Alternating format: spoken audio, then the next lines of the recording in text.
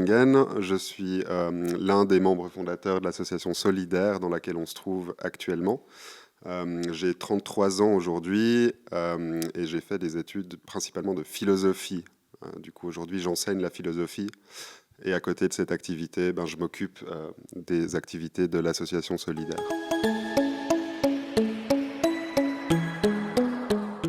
Alors, c'est né dans le contexte très particulier qu'on connaît toutes et tous, qui est la pandémie du Covid-19, qui a débuté donc en mars 2020 au niveau des restrictions.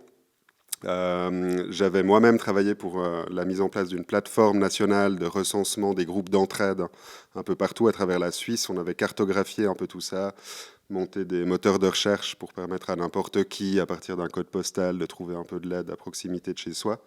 L'idée, c'était vraiment de venir offrir une assistance aux personnes qui étaient restées coincées chez elles pendant le confinement. Au moment où je réfléchissais à ça, quelqu'un m'a contacté en fait pour me proposer concrètement l'idée de lancer un programme d'aide alimentaire à Lausanne, en réaction un peu à ce qui se passait à Genève, à la patinoire des Vernets, à la même période. Donc ces fameuses files de 3500 personnes qui allaient de la patinoire des Vernets jusqu'à Plainpalais.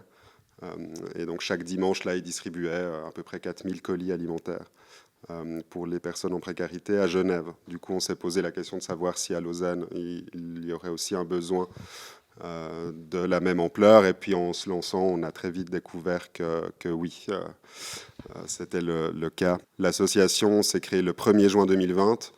Le 28 juin, on faisait notre première distribution sur le terrain, ici en haut à Malais.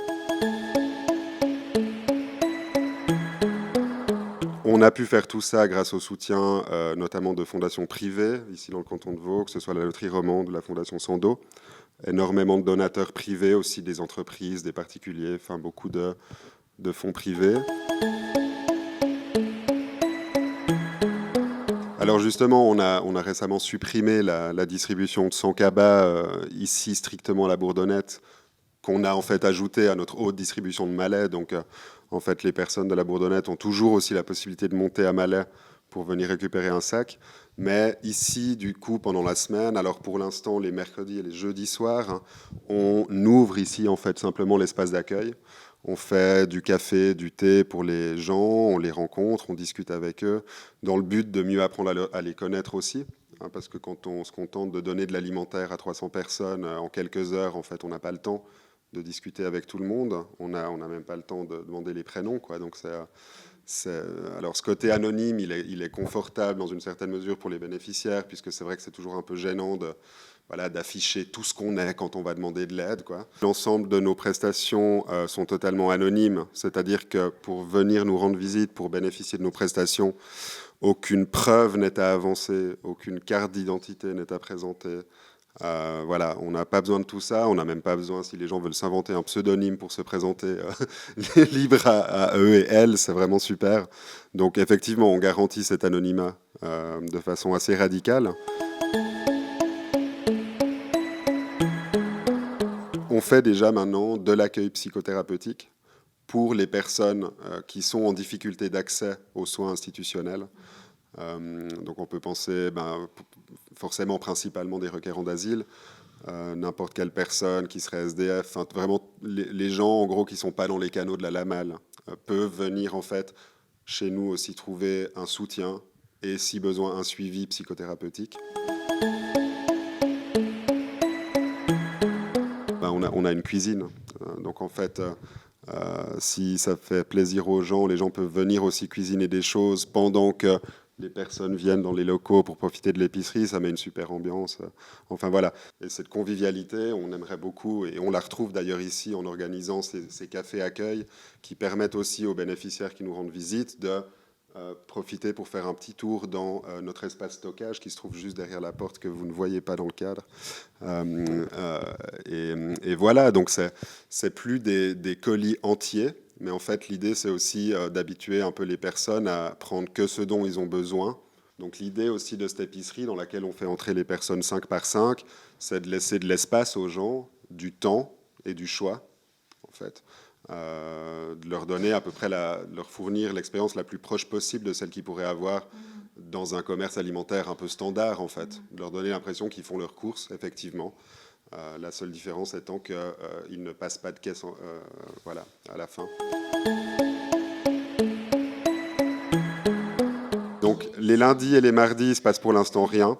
Les mercredis et les jeudis, de 17h à 19h, toute personne est bienvenue pour profiter de notre café accueil et pour venir obtenir une petite aide alimentaire d'appoint. Le vendredi, donc, ont lieu des consultations en psychothérapie entièrement gratuites. En plus de tout ce que vous pouvez venir faire ici dans ces locaux à la Bourdonnette, notre distribution de cabas alimentaires a toujours lieu. Donc les personnes qui sont intéressées par ça peuvent nous retrouver à la Galicienne tous les samedis à partir de midi et demi, 13h. Et puis en fait, ça se passe en 2 temps puisqu'on doit distribuer d'abord des tickets numérotés pour être sûr de garantir aux gens à qui on donne ce ticket qu'ils auront effectivement un sac. Enfin, on a un nombre de tickets correspondant au nombre de sacs. Et puis à 15h, ensuite, on distribue les colis. Donc en général, les gens arrivent à midi et demi, ils récupèrent un numéro, puis ils vont se promener au bord du lac, ou alors faire des courses, ou alors ils vont à la piscine, que sais-je. Et puis ensuite, ils reviennent à 3h récupérer leur cabas.